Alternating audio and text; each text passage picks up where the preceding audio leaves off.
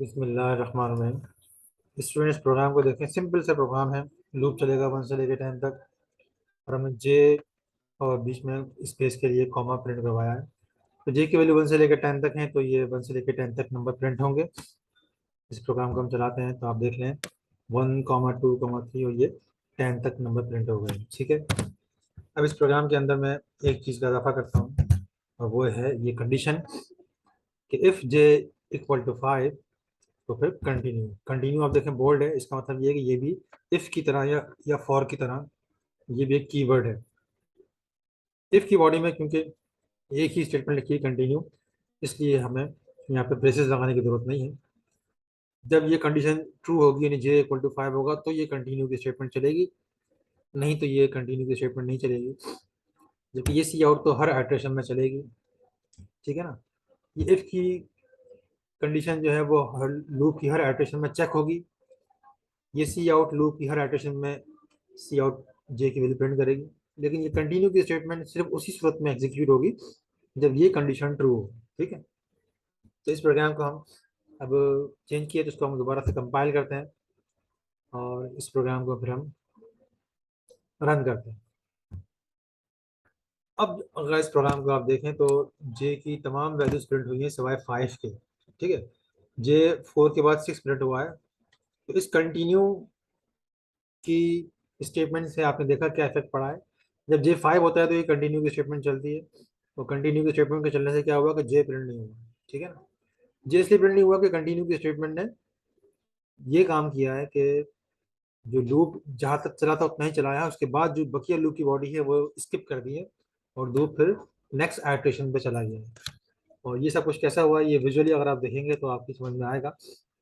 तो मैं इसको विजुलाइज करने के लिए एक काम और करता हूँ कि जे की वैल्यू में 5 के साथ साथ जे इक्वल टू 5 या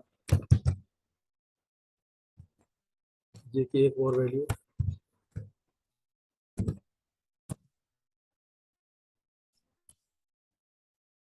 ये हमने और का ऑपरेटर इस्तेमाल किया है। ठीक है।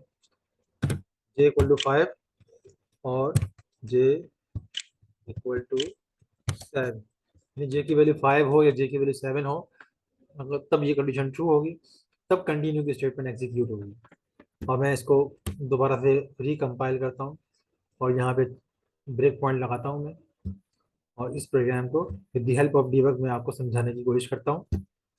हमने डीबगिंग स्टार्ट की है, प्रोग्राम जो है वो चलना शुरू हो चुका है और अभी आप देख लें कि अभी स्क्रीन बिल्कुल ब्लैंक है। ठीक है। अब ये जे की वैल्यू लूप फर्स्ट टाइम चल रहा है, जे की वैल्यू 1 है।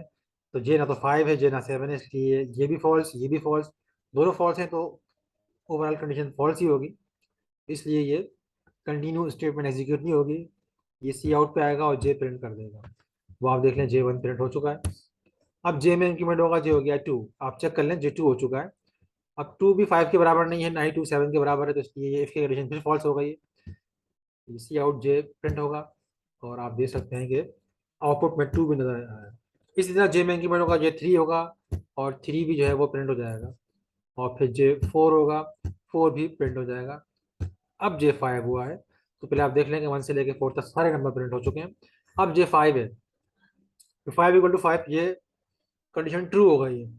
ये कंडीशन तो फॉल्स है, लेकिन और में आप जानते हैं कि कोई एक कंडीशन में ट्रू हो तो ओवरऑल ट्रू ही आंसर आता है। तो इसलिए अब कंटिन्यू की स्टेटमेंट एग्जीक्यूट होगी। अब कंटिन्यू की स्टेटमेंट एग्जीक्यूट होती तो जरा देखें क्या होगा। जैसे ही एग्जीक्यूट हुई आपने देखा कि लूप दोबारा नए सिरे से नई आइटरेशन पे चला गया है, मतलब जे अब 6 हो जाएगा। जो लूप की बाकी की जो स्टेटमेंट्स हैं वो नहीं चली हैं। तो लूप छठी बार चल रहा है, जे में इंक्रीमेंट होगा, जे 6 होगा। देख लें जे 6 हो गया है। अब 6 5 के बराबर नहीं है जे, और 6 7 के बराबर भी नहीं है, तो इसलिए ये कंडीशन फिर फॉल्स हो गई है और ये जे की जो मौजूदा वैल्यू है 6 वो प्रिंट होगी। तो आप देख लें जे की वैल्यू 6 प्रिंट हो गई है, 5 प्रिंट नहीं हो सकी। अब नेक्स्ट आइटरेशन होती है, जे की वैल्यू इस वक्त 7 हो चुकी है। ठीक है। 7 5 के बराबर तो नहीं है, लेकिन 7 7 के बराबर है, ये वाली कंडीशन ट्रू हो गई है। लेकिन और की वजह से ओवरऑल कंडीशन ट्रू हो जाएगी। फिर से कंटिन्यू की स्टेटमेंट एग्जीक्यूट होगी और कंटिन्यू की एग्जीक्यूशन का क्या इफेक्ट होगा कि ये आइट्रेशन जहाँ तक हुई है वहीं तक चलेगी, उसके बाद मजीद जो लिखा हुआ है वो आइट्रेशन नहीं चलेगी और लूप दोबारा से नेक्स्ट आइट्रेशन से स्टार्ट होगा। देखें सीधे यहाँ से दोबारा ऊपर चलेगा, ये जे में इंक्रीमेंट होगा, जे हो जाएगा 8, और क्योंकि 8 5 है ना 7 है, इसलिए ये कंडीशन फॉल्स होगी, तो जे प्रिंट होगा, यानी 8 प्रिंट होगा। तो आपको प्रिंट आउट में 8 भी दिखाई दे रहा है, 7 भी 5 की तरह स्किप हो गया है। तो यहाँ आप लोगों ने देखा कि कंटिन्यू स्टेटमेंट का जो काम था वो ये था कि ये लूप में इस्तेमाल होगी, पहली बात। और दूसरी बात ये कि जब भी ये लूप में एग्जीक्यूट होगी तो ये क्या होगा कि जो आइट्रेशन चल रही होगी लूप की, उस आइट्रेशन को ये वहीं रोक देगी और नेक्स्ट आइट्रेशन पे लूप जंप कर लेगा। उस आइट्रेशन में जितना लूप चल चुका था उतना लूप तो चल जाएगा, बकिया लूप जो है वो नहीं चल पाएगा। तो ये था कंटिन्यू का इस्तेमाल। उम्मीद है कि समझ में आ गया होगा। इसको आपने घर में प्रैक्टिस करना है लाजमन।